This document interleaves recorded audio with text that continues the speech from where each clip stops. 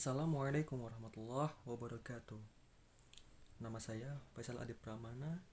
Saya adalah mahasiswa jurusan Ilmu Al-Quran dan Tafsir, Fakultas Usuluddin dan Himanira, kelas IATPK 2, UIN Wali Songo Semarang. Sebelum saya belajar atau mengenal filsafat, saya memiliki beberapa pandangan tentang filsafat. Yang pertama, saya mengira bahwasanya filsafat dapat membuat banyak orang menjadi tidak percaya akan adanya Tuhan. Memang banyak orang yang tidak percaya Tuhan setelah belajar filsafat, tapi bukan berarti itu salah filsafat, melainkan salah orang tersebut dalam berpikir.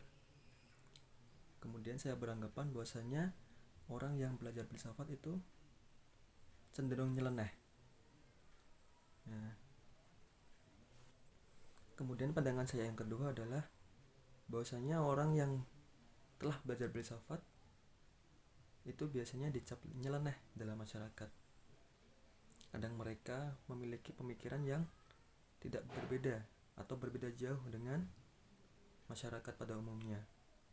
Sebenarnya mereka itu bukan nyeleneh, akan tetapi pemikiran mereka lebih out of the box. Pandangan saya yang ketiga tentang filsafat yaitu orang yang belajar filsafat bisa menjadi gila. Memang pendapat ini agak sedikit lucu, mengingat orang yang belajar filsafat harusnya bisa menjadi pribadi yang lebih kolektif atau lebih teliti dalam menghadapi suatu masalah, dan mereka juga harus bijak dalam menentukan pilihan hidupnya. Mungkin itu pandangan saya sebelum mengenal atau mempelajari yang namanya filsafat. Kata filsafat berasal dari kata bahasa Yunani yang terdiri dari kata philein atau filosof, philos yang berarti cinta, dan sophia yang berarti kebijaksanaan.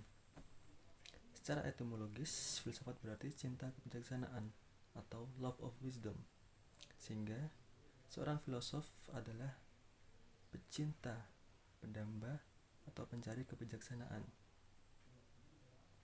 Filsafat adalah suatu pemikiran dan kajian kritis terhadap kepercayaan dan sikap yang sudah dijunjung tinggi kebenarannya melalui pencarian dan analisis konsep dasar mengenai bidang kegiatan pemikiran untuk menciptakan kebijaksanaan dan pertimbangan yang lebih baik. Ada 3 ciri utama dari filsafat. Yang pertama adalah universal atau menyeluruh, yang artinya pemikiran yang luas dan tidak aspek tertentu saja. Kemudian yang kedua, yakni radikal atau mendasar, artinya pemikiran yang dalam sampai kepada hasil yang fundamental atau esensial. Kemudian yang ketiga adalah sistematis, yang artinya mengikuti polos dan metode berpikir yang runtut dan logis. Ada berbagai macam manfaat dari belajar atau mempelajari filsafat. Salah satunya yakni kita tanpa kita sadari atau tidak, filsafat membuat kita berpikir, merenung, memilih, dan bertingkah laku atau bertindak berdasarkan keyakinan yang kita panuti. Kenapa? Dan dinilai merupakan permasalahan yang tidak tuntas dijawab hanya dengan tradisi, konvensi, ilmu dari gabungan semuanya dan atau gabungan semuanya. Kemudian filsafat juga membuat kita berpikir kritis terhadap suatu permasalahan.